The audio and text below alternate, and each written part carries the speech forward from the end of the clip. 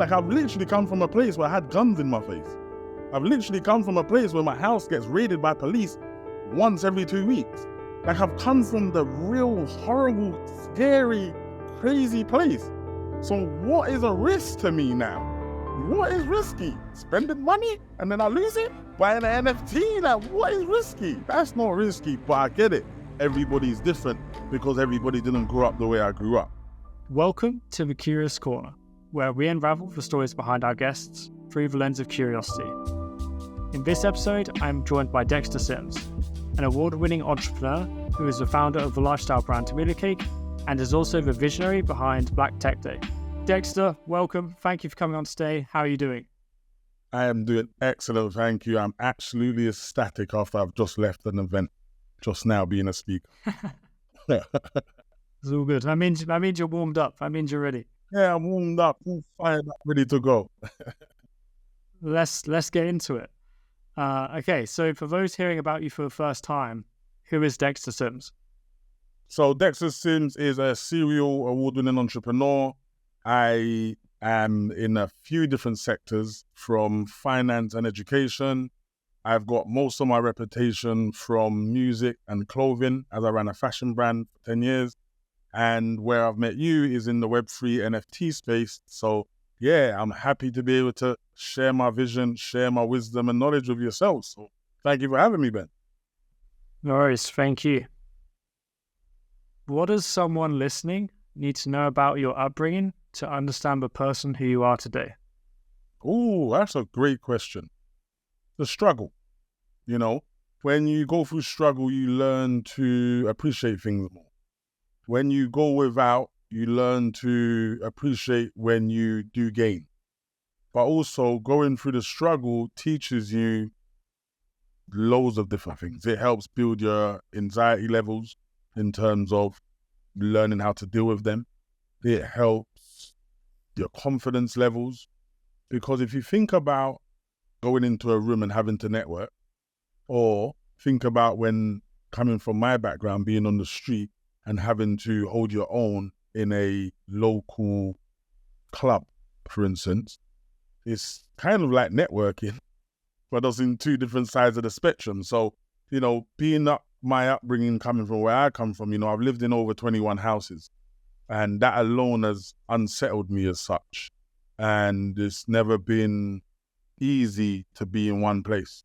But now I'm much older, I've learned to embrace that and realize that all of that has helped mold and shape the person I am today. So for those of you that are listening, I need you to realize no matter where you are in life, no matter where you come from, it's very possible and always is possible for you to turn your life around and make a change for what you really want to do or become in life. 100%. Yeah, I feel like your story is the definition of that. And like just going through so much adversity at a young age, what impact do you think that had on you? It was hard for me to feel included in the real world as such, because we named it the ghetto. When you come from the ghetto, when you come from adversity, when you come from hard times, you find it difficult to fit in to the everyday average or the everyday normal, because you stand out like a sore thumb. You know, sometimes it may be in the way you speak. It may be in the way you deliver something, or the way you dress, or the way you get annoyed much faster, or the way you might not get annoyed at all. So it helps with your character building whilst also testing your character. But a mix of both worlds, you know, comes a long way and makes you be the person you are. What do you feel like you learn about yourself? Along my journey, learning about myself was probably the most exciting thing along the whole journey, because you learn what you can withstand. You learn how much you can tolerate stuff. You learn how much patience you have. You learn if you've got enough faith to carry on going. You learn if you are brave enough to stand out from the crowd. So that's something coming from my background I don't think I speak about enough. One of my hardest lessons in life was to be the odd one out of the street culture. So me growing up in a street cultured way and being as influential as I was when I was on the street, for me to now turn around and say to everybody, I'm not doing this anymore, that took courage, that took bravery. And when everyone's going left to go right, you know, it means standing up for what you believe in. And I'm very happy that I did, because, you know, 20 years later, everybody now wants to be an entrepreneur. Everybody now wants to be a business owner, no matter if you came from the street or if you didn't. At the end of your career, when you're a footballer, when you're a musician, you want to start a business. You want to have sustainable income. You know, some people want to leave their jobs and become entrepreneurs and business owners. So for me to change my life around from being a street cultured boy and breaking the cycle within my family, yeah, I'm very proud of the commitment that I made. Yeah, I mean, yeah, it's a lot. So what do you feel like the positives were to come out of like your childhood, your upbringing, that struggle, that adversity? I think the positive that I've taken from my crossover or my transition from my street upbringing to my business acumen it's been positive, to say the least, but the impact I think it's had is outstanding. And I say that to say this. A lot of people around me don't believe they can change. A lot of people around me within my family didn't know it's possible to change. And then it's very hard for them to understand when they change, what are they changing into? What are they becoming? What are they getting involved in? So being able to be an innovator and a visionary, I was able to set the trend and set the pace for my family, for my people, my peers, my friends around me, to see that being independent, having ownership, having control of your future and becoming financially free is kind of the way forward. Do you know what I mean? It's like living your truth without making excuses or saying or being apologetic for it. You know, I get up every day and I'm in a happy space because I'm about to do something that I want to do, no matter what it is I choose to do, whether I go online, whether I post something, whether I answer an email, whether I attend an event, whether I come on this podcast. These are all my choices. Unfortunately, in today's day and age, a lot of people are not driven by their own choices. They're driven by bills or they're driven by things that they don't want to do. So I think the benefits of me transitioning wasn't only beneficial for me. It was beneficial for a whole lot of people around me, including people that follow me on social media. So I always say lead by example. And unfortunately, when I was much younger, I didn't have that example of leadership on this side of the water. So now I've become that example, which I'm very proud of. No, I completely agree that, yeah, like I can imagine that, you know, back then, like you didn't really have the internet to what it is today with like social media. No. And therefore, like, you know, you have like your local community, you have like your close friends and family, but like, that's basically it. That's it. That's what you look up to. That's all you've got to work with. But like nowadays, and like, you know, like a lot of the work you've done with Mula Cake and Black Tech Day, like you're so right that I know that your story and just like all the events you run, you're a role model and a figure and inspiring a lot of young people. And, you know, it's easy for someone to say it, but then to actually be in the same room as someone that has then, you know, like not only said it, but then they've followed through with actions and done it. It's just like super inspiring. Yeah, it's easy for everyone to say it. You know why? Because everybody has a mouth. So it's easy for everybody just to say stuff. But you can take your example of doing this podcast.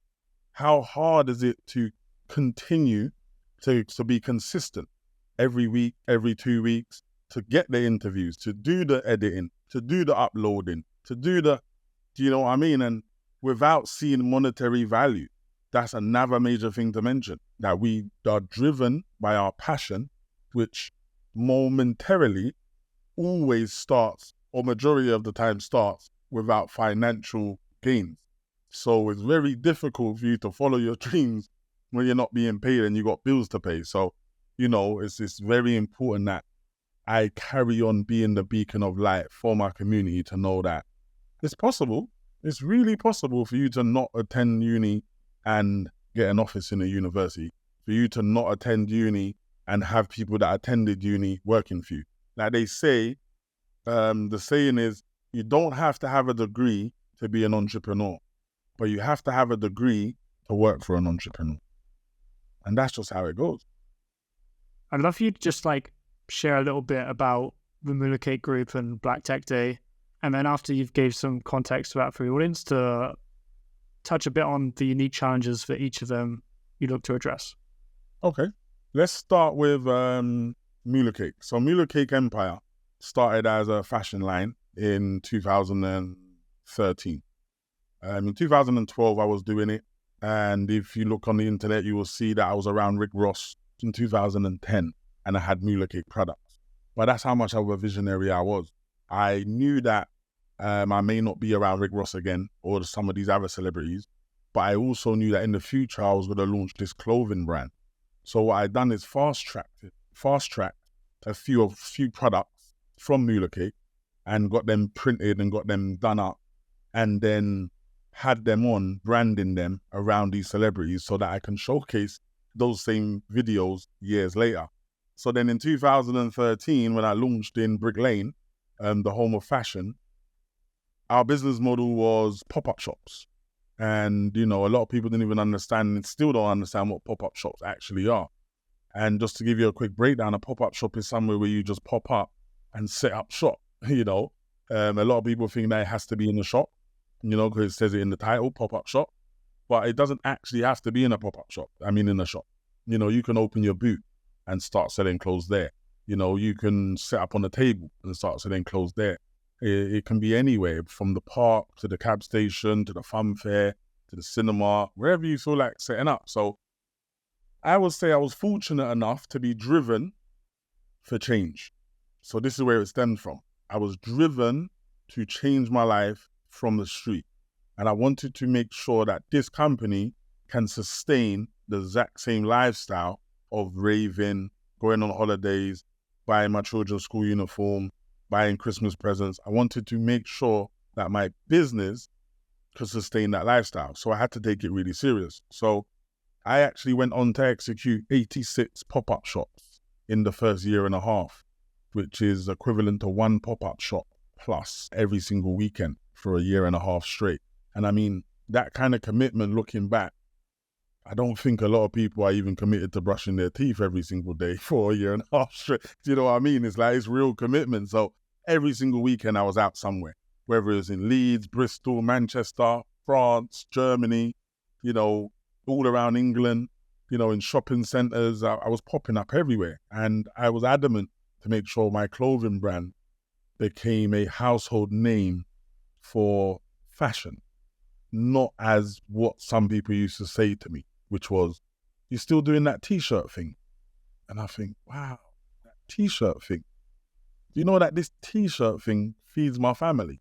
Do you get what I mean? You may see it as something so small, but this t-shirt thing is actually a business that feeds my family. So I was determined to make a change in people's minds when it came to Mula Cake being a fashion brand. So I went out above and beyond to have proper products. So that was products with labels, wash labels, packaging. We had jackets, we had women's clothes, kids' clothes. We even had doggy jackets. Do you know what I mean? So to make sure there was something there for everyone. And then I met Gary Vee. I followed him. And there was something about him that made me know he was different from who I was following before. When I found Gary Vee, I realized, Gary Vee's the one for me. Gary Vee's the guy who talks about not having grades, but still using determination to be able to get who you want to get to. But ultimately, he spoke about branding, which I was very excited about. How do you build a brand? And how do you leverage a brand? That's when I realized that Mula Cake clothing should become a brand. And Mula Cake, from that day, became a brand. So Mula Cake then branched off into 3-4 different departments. So Mula meaning money and cake meaning cake, two things that make people smile, two things that make everybody happy, money and cake. We first decided to do a cake bake-off twice a year, which was just like the Great British Bake-Off. What that led to was a community building day, was more of the women and children getting involved now because they wasn't so heavily on the fashion. And that community feel brought a sense of togetherness. So that department then helped us launch Mula Cake Kids Club. So the winner of the bake-off became our baker at our children's holiday club, which ran 4 to 6 times a year for underprivileged communities, and we made it totally free. This was a workshop-based club because when I was younger, I went to a play center, which, it was really good, really fun. I remember a lot of staff there, but unfortunately, I felt like I didn't learn anything from play center. We was just doing things like sting ups, kicking the ball at each other, or I used to have a cookie and a cup of drink, and I used to think, I'm really hungry. So I made it my purpose to create a holiday club that wasn't like a play center. It was more like workshop-based, entrepreneurial-based, fun times to be learning and having fun together. So the winner of the bake-off becomes the baker at our kids club. They teach the kids how to bake. I was an entrepreneur, so I taught them business and I taught them fashion and photography. And then I brought in independent companies that taught dance and taught self-love and taught exercise and stuff like this. Again, this is me providing opportunities to other smaller businesses or smaller brands who can become larger businesses by getting given the opportunity. Then we had Mula Cake Clothing, Mula Cake Kids Club, Mula Cake Bake Off, and then it was my department, which is more motivation. So this is when I became a public speaker and started producing what I call Mula motivation content. This was content just to uplift the everyday entrepreneur, to make them know that, I'm with you. You start with nothing, but you can become something. You put in the work and you'll see the results and stuff like that. But then more importantly, I wanted to make sure I gave a voice to the voiceless, to people who was like me, who understood that it was hard to leave the street because it has so much reputation and it has so much income in some people's cases. Or for people like me that grew up rough and in 21 houses, to know that it doesn't really matter. You can still start whatever age you're at. I mean, I registered Mula Cake at the age of 30, so I realized, I got to make a change. I got to make things happen. It wasn't my first company I registered. I registered my first company in 2003. So that is kind of Mula Cake world and Mula Cake group as a whole. And I leverage that whole brand and each department in any which way I can to build relationships and partnerships with colleges now, where I do lots of talking in schools, colleges, prisons, crews. And now I leverage that position to create my new startup, which is my new baby, which is called Black Tech Day. So Black Tech Day came about not only because of the main statistics situation, so the statistics of how many Black people are in paid positions in the gaming community, less than 5%. How much Black people are in technology paid positions, less than 7%. How much Black CEOs got venture capitalist investment between 2009 and 2019, less than 1.5% or something like that. So it's crazy statistics. But that wasn't the whole reason I got into it. I got into it because us in the Black community especially are always talking about saving the next generation, which is very true. They are the future. But there's a generation before us, which I think we're forgetting about, who is our parents. And that breakdown between our parents and ourselves, and our breakdown between ourselves and our children, has become a lot more wider due to technology, due to gaming. So I wanted to use them same features, technology and gaming and finance, to build a family back together. So BTD, which stands for Black Tech Day, yearly event, actually stands for Bond Then Build, because you can't build without bonding. And BTD now is connecting communities, connecting cultures, connecting families to build with each other through bonding via finances, via gaming, via technology.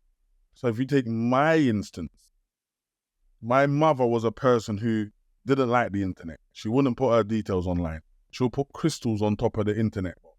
She wasn't putting no pictures up or videos. Now, through our bonding through financial education and technology, my mother now has cryptocurrency. She now has stocks and shares. She now has her own Instagram page. She is now happily helping the elderly with housing benefit forms or how to get hostels for their kids or how to get child benefit.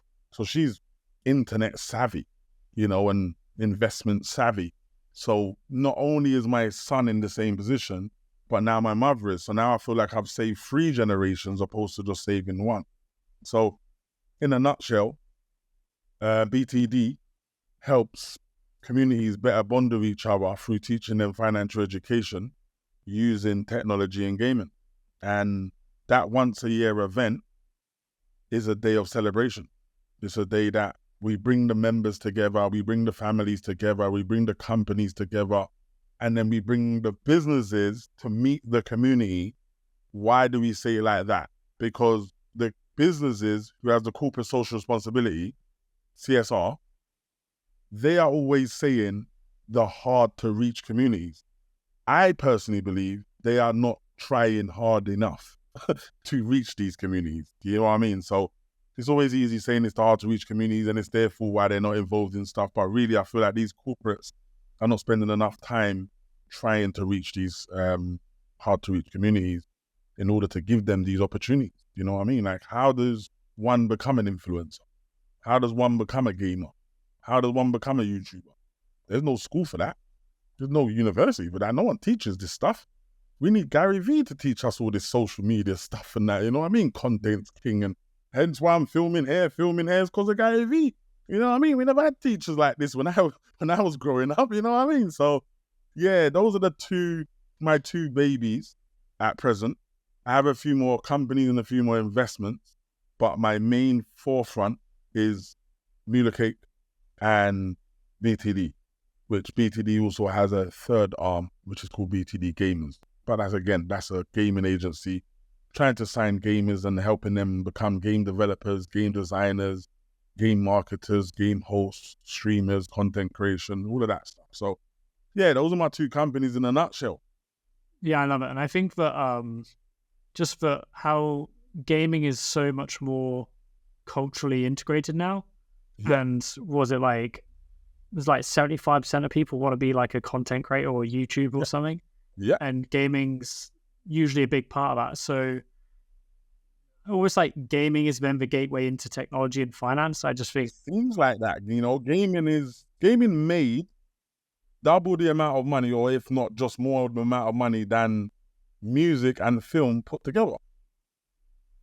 Yeah, I think those worlds between, gaming, tech, and finance are only going to become more and more integrated as well. So 100%, yeah. Especially where there's like 70% of money is made from in-game purchases opposed to the actual game. Yeah. Fortnite started that whole trend. Give the game for free and then sell in-game products, and that's mastery. 100%. You kind of mentioned it within that, but all of your businesses involve community as a core component. So how do you personally approach creating that sense of belonging and trust within those communities that you build? To be honest, that's probably the most difficult part, because I started to not realize, I was at a point where I didn't realize that a lot of people came to my community because they trusted me. Whereas I was trying to build a business where you trust the business, or you trust the brand, or you trust the teachers. And then every time I turn around, the people have gone. And I think, well, why did you leave? And they say, because you wasn't there. And I think, huh? And that's when I realized, so I am the connector. I am the person who is the bridge. Some ghetto people or people from the street don't feel comfortable over here. And some professionals and business owners and entrepreneurs don't feel comfortable over here. So it's not worth me trying to put them in the same room, They all have to be in my room. And then everyone starts to feel comfortable. And I think, okay, I'm seeing it now. Do you understand? So how I tend to do it, I don't know. I'm just a people's person. I'm very transparent. That's what I am. I'm very transparent, even if it highlights my negatives, where I just say it as it is. That's because I'm transparent. I don't have time to hold in feelings. I don't have time to half say what I mean. Because you see, like, one of the things I hate is when people say, you know what I mean? I don't, because I need you to say what you mean and mean what you say. It's a very important situation for me. Say what you mean and mean what you say so I can understand it clearly. There is no, you know what I mean. I don't know what you mean because you could mean something else. And then we're going to go off on the wrong foot. So it's very important for me to understand building communities is easy for me. I need to stop saying it's easy to build a community because it's easy for Gary. It's easy for me. It's not easy for everyone because they're not that person. Do you understand? And you could agree, you know what I mean? If you're not that guy, you're that woman, you're not going to build a community. They're not going to trust the community. They're coming to see you. They're coming for your trust. And I think, okay. So I've absorbed that a lot more lately and had to change a couple of my business models to keep me in there because I was trying to get to a place where that's business and this is my personal business. So let's keep them separate, please. But then people saying, well, I don't want to go to your business then. Huh? So I have to say I'm going to be there. Yeah, I feel like, someone that has been in the same room as you, like, I've always felt that when you enter a room, it's kind of like the light is entering and it's like good vibes, high energy, positive, like everyone just wants to have a good time. Yeah. So I feel like you naturally just have that kind of energy and therefore people naturally gravitate towards you. And then, they want to listen and hear what you say. And then, then they're inspired by you. And so you saying it makes sense. But yeah, I guess like you have to always like live that to understand it. Yeah, you got to live it to understand it. Because when people ask me, I think, I don't know how I build communities. How do I just start companies? I don't know. I just do it, innit? But it's because I've got something about me that people are attracted to. It's like I'm the honey and they're the bees. Perfect planning prevents poor performance. So, what's the balance between detailed planning and taking risks? So the answer is, it's called calculated risks.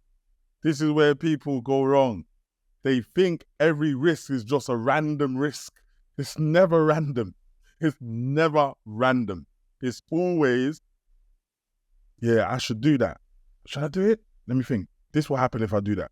Oh, but then this might happen. Yeah, let's do it. Because the worst that could happen is this. I'm good with that. Now I've took the risk. But you lot didn't see none of that part. You just saw that I took the risk. Do you understand? And the more you take risks, is the more the risk taking becomes easier. Because you start to understand, hold on, I'm not going to die and I'm not going to go to prison. I'm not scared of being ashamed and I'm not scared of being alone and I'm not scared of losing money. That's all the answers right there. So the next risk, it's not really a risk to me. Do you get what I mean? Like I've literally come from a place where I had guns in my face. I've literally come from a place where my house gets raided by police once every 2 weeks. Like I've come from the real horrible, scary, crazy place. So what is a risk to me now? What is risky? Spending money and then I lose it? Or buying an NFT? Like what is risky? That's not risky, but I get it. Everybody's different because everybody didn't grow up the way I grew up. So yeah, perfect planning prevents poor performance. That just means if you fail to plan, you plan to fail. That just means you must have some kind of plan before you take action. Don't just take action. Think about it a bit. And then take as much risk as you want. Yeah. No, 100%. I think a lot of people just end up in a headspace where they just like end up procrastinating and never actually execute on the plan, And that's because of fear though. It's not much usually because they don't know how to. Because there's a lot of times a lot of people don't know stuff, but they just jump at it, innit? It's mainly because their fear of what's people going to think. Their fear of, is it only going to get 3 views? Their fear of, is it going to work? Like, that's all the wrong questions you're asking. Like, forget all of them questions. Just do it. And then what happens, you take answers from that. So take answers from the result. Don't take answers from guessing. Oh, if I do it might, or should I? That's all guessing.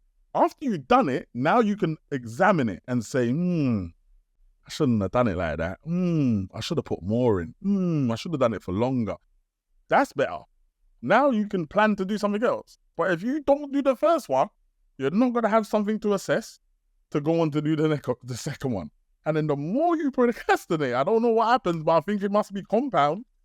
It just turns you into a procrastinator. Yeah, I mean, it's the same with anything, right? Like this content, if you're making a product, like you just need to go with your gut and then just get it out in the world and get that feedback. And then, just go from there. Like, we got the best mentor. Bro, we got the same mentor as me, bro. We got Gary Vee as a mentor. He is the epitome of just putting yourself out there. Like, I don't care what you're going to say about me. How? You don't pay my bills? You don't help my children? I don't care. I do care when you say something that makes me think, okay, Dex, if you don't shout as much, we can hear you better. Oh, okay, cool. Let me tone it down a bit. That's fine. I don't care if you say about Dex, when you come online, you should have a haircut. Why? Who are you? Right? Is everybody saying that? No. So I don't care. You know what I mean? Like, don't care. Care that I done what I wanted to do. That's what you care about. I cared that I thought of something, I wanted to do it, and I done it. I don't really care what happens, but I do care because I want to see it. But then I said, now you can analyze your result from the comments, from your views, from the time you posted. Now you've got something to go off. You know what I mean? In hindsight, what is something that you wish you knew when first starting out in the world of business and entrepreneurship? Oh, wow. There's lots, I'll be honest. Only because I didn't go to university and only because I didn't have someone to learn from. So I learned from all my mistakes, like I just told you to do. Go, do, made a mistake, then you learn from that, then you do something better. So I had to do that, and I've done that 100 times. So it hurts sometimes, and it takes long to recover. So I wish I understood the power of mentorship. Because I didn't used to understand what a mentor was. Like, going to talk to this person. Why, bro? Like, you're just going to tell me? No. A mentor is there to stop you from making the mistakes that they made. That's simple. They're there to warn you about the bump in that road. They're there to show you that by the end of the year, you're going to get this tax bill. This is what you should do. They're there to show you that, yeah, I went through that and then I didn't get nowhere, but this is how I got out of it. They're not there to make you money. They're there to save you money. How about that? Because I used to think, well, I had a mentor back in the days, long time. I remember, I never forget. And I used to think, I don't want to go see this guy. He's just talking to me about planning and that. I want to know, is he going to help me sell the clothes? Are you going to help me sell the clothes? It's not. He's going to make sure that you don't have any clothes left over. Because he would have told you not to buy 10 white t-shirts, just buy 3. That's helping you save. So I wish I knew the power of a mentor. I wish I knew the power of investing, because now I've become more of an investor, not in people or not in businesses, in the stock market and even in crypto. I've realized that, yeah, you can make money by yourself. Like, I make money by myself now. Like, I don't need people. I put my money in there, I research it, I wait for a bit, and I take some out. And then now I've got to a level where I'm making money from dividends. I'm thinking, raw, I never knew none of this stuff. Like, what? I could have been rich. Like, from the street days, I could have been rich, like, proper.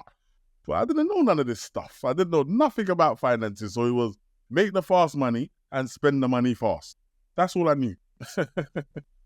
So yeah, definitely would mentorship, investments, and nothing else really, because I can't say believing in myself. I've always believed in myself. As you can see, from 2003, I registered my own company and I've never had a job. So I've always believed in myself. It's just knowing how do you believe in yourself and how do you get better and how do you become who you want to become. Do you get what I mean? I've never been when I was younger, I used to think of shirts and briefcases. When I got older and understood Gary Vee, he made me never want to put on a suit ever again.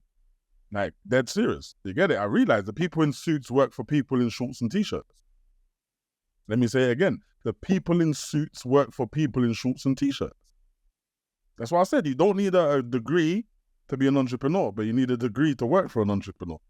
Gary Vee taught me all this stuff, and it's not through arrogance or egotistical side of things. It's through literally facts. Look at it. You know, not telling people don't go uni, you will be successful. No, we're not saying that. We're not telling people don't wear suits because you don't. No, we're not telling people none of that. We're just telling people don't believe the hype. Don't believe the stereotypical thing. If you get lots of university degrees, you're going to have a good, successful job and a good, successful life. That's BS. Don't believe that. Don't believe if you leave your job and become an entrepreneur, you're going to be successful. That's BS. So having a balance and understanding on, information is very important. So, yeah, I was going to say, I remember that, like a number of years ago, I read a couple of books, and it was kind of, I guess, when I was first starting my entrepreneurial journey. And I remember there was a common theme, and it was around mentorship, ironically. But it was always like, it was always saying, like, you need to pay someone to be a mentor. And I was reading it, and I was like, cool, great, but like, what if I don't have the money or if I don't want to pay? And now I look back at it a bit in hindsight, and actually, nowadays with the internet, like YouTube or whatever, the answers are out there, like the amount of content, and it can be business mindset, whatever. That plus then also just having the support network where then if, you want to set up a business or you've got a product issue, you just have or like you need help with your Shopify store. You just have that friend that you can lean on that's going to give you the answers and going to want to help. Yeah, exactly. A lot of us has those networks, so it's really important, The difference is what I've now learned, especially that I'm both a mentor and a business coach. It's the difference between a business mentor and a business coach is this. A business coach should be paid because they are giving you strategies on how you should be running your business. A mentor shouldn't be paid because they have got to a place in their life where your little money doesn't change their life. But them giving you their knowledge changes their feeling. So when I get today, I've done mentorship in this Westminster University to around 13, 15 kids. And I loved every single one of the conversations. And they all want to follow me. And they all just love it. They're just saying, great, thank you, you're great. And I'm thinking, you don't know that helps my soul. You get me? I don't need your money. I'm already successful. But me giving you the knowledge makes me think, yes, I've done my job. Yes, I've done good in life. Because I didn't have that.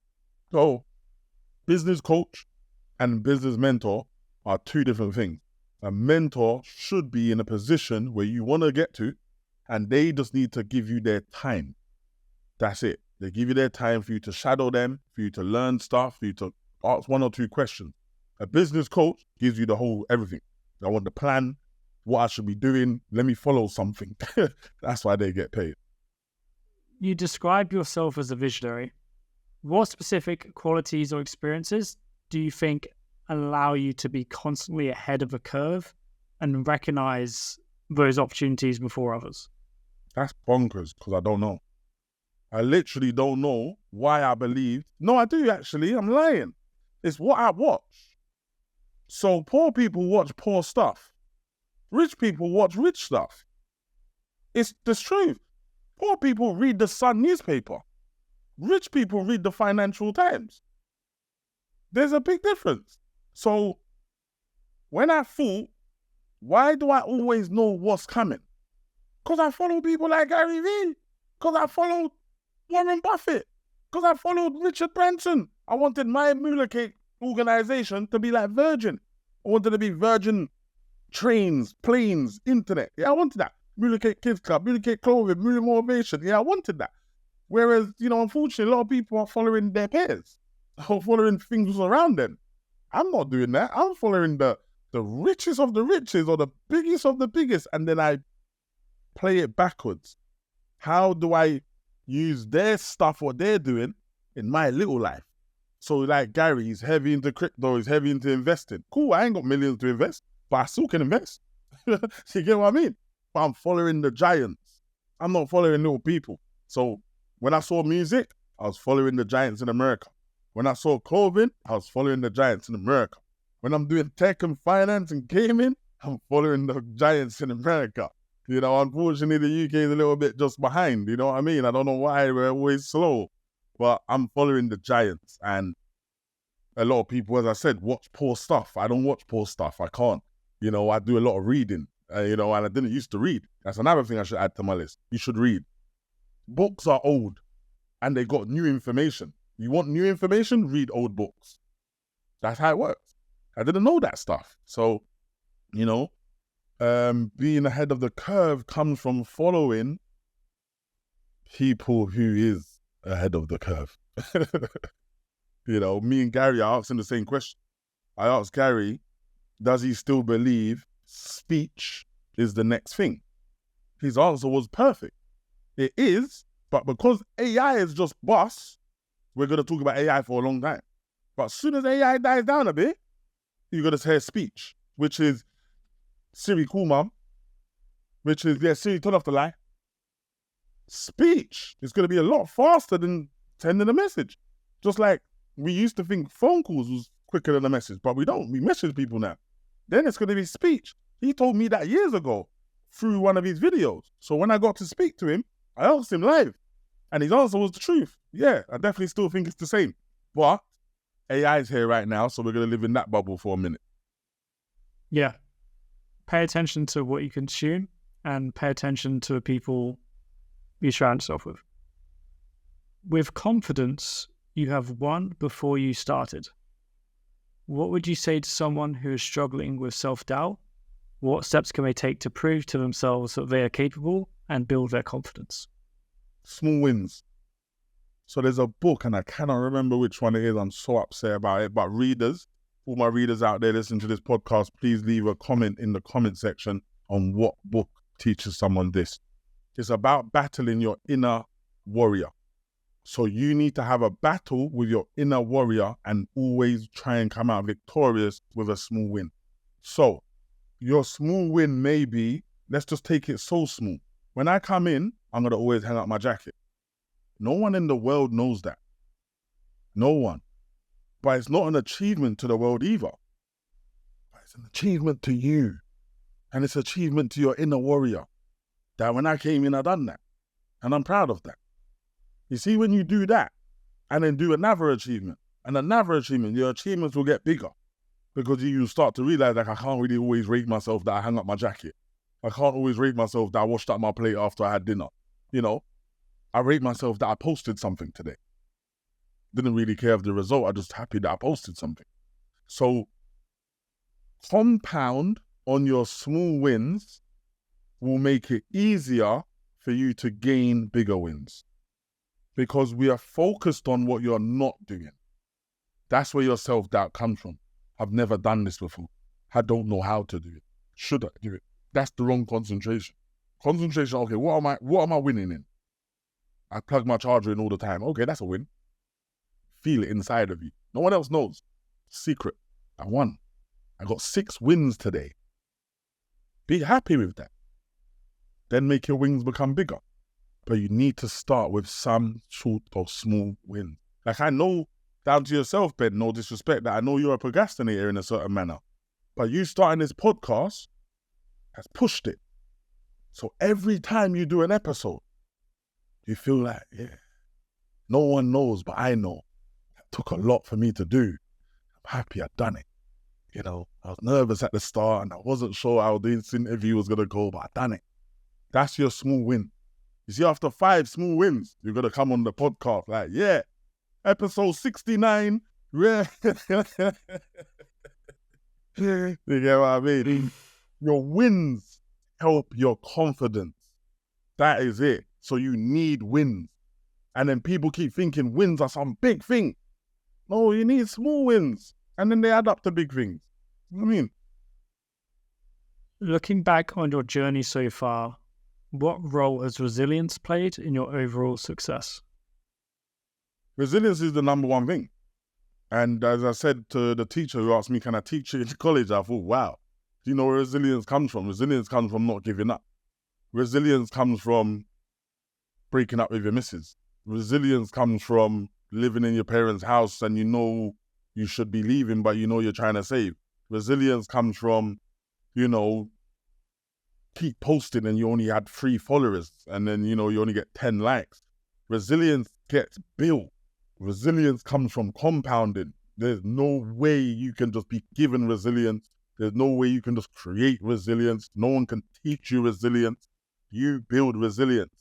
Once you start building resilience and start building these small wins and put them together, your confidence becomes good. Now you don't have to be so resilient. You can give up if you want, because you know I can start again. It didn't work, I'll start again. Whereas you're thinking, I've got to be resilient, let me push through. No, now you start to get smarter, working smarter, not harder. So my resilience of, I know that I'm loud and people take it the wrong way. So me not giving up on myself as being loud and trying to talk quieter, I used a different way to use my voice. I became a public speaker. The resilience of me not giving up on business, because I know personally I can make a lot more money on the street, has built my confidence on that I'm doing the right thing.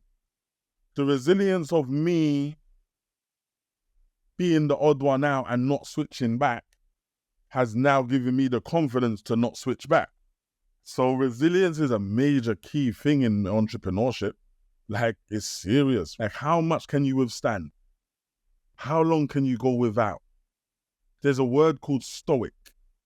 You know what the word stoic means? Yeah? So for our listeners, stoic. Stoic means like not being still, but as in going without, pushing yourself to the threshold. You know, how cold can you be, even though you know you've got money to buy electric? How much can you save on food, even though you know you've got money to buy food? Go into a stoic mindset and compound on your growth. Forget everything else. And when you come out of stoic, you become great, you know, but you have to go through things. They say you have to go through things in order to grow through things. 100%. Final question. What do you promise to do to make the world a better place? Oh, that's a beautiful question. I promise to be the best version of myself, because I realized that I've been letting the world down and people down by not being the best version of myself, because a lot of people look up to me. And sometimes I get upset, sometimes I get angry, sometimes I break bridges, burn bridges, sometimes my roadside kicks back in, sometimes my anger kicks in, and that's not the best version of myself. Sometimes I just want to wear a tracksuit because that's how I've been living all my life, knowing that if I was to wear a suit, people would look up to me more. You know, me doing more content on cleaner cut cameras with lights helps people more. So me being the best version of myself, I promise the world to do that more in order to make the world a better place, because I know I'm really, really leading from the front and people are watching. That's my oath. Amazing. Love that. Okay, Dexter, thank you so much for the thoughtful conversation. For anyone listening, if you want to follow Dexter's journey more closely, then his link to his website and his socials will be in the description below. Ben, thank you very much for having me. I wish you all the best on the rest of the podcast journey. I hope to be number 50 or 100 again for our second interview. Thanks for tuning in. If you enjoyed today's episode, make sure to follow us, to leave a review, and to let us know your thoughts in the comment section below.